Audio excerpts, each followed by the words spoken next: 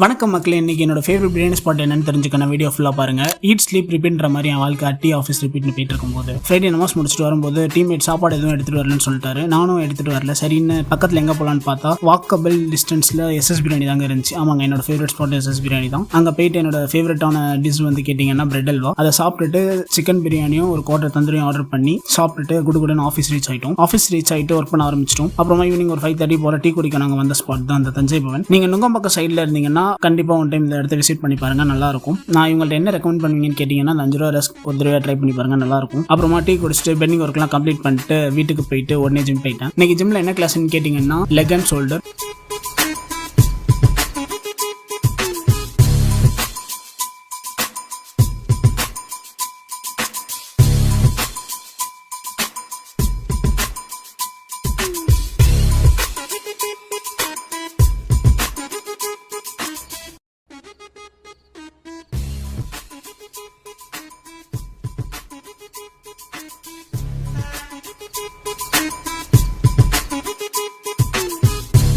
அதை முடிச்சுட்டு வீட்டுக்கு வந்து பார்த்தா சப்பாத்தி அண்ட் சிக்கன் கிரேவி.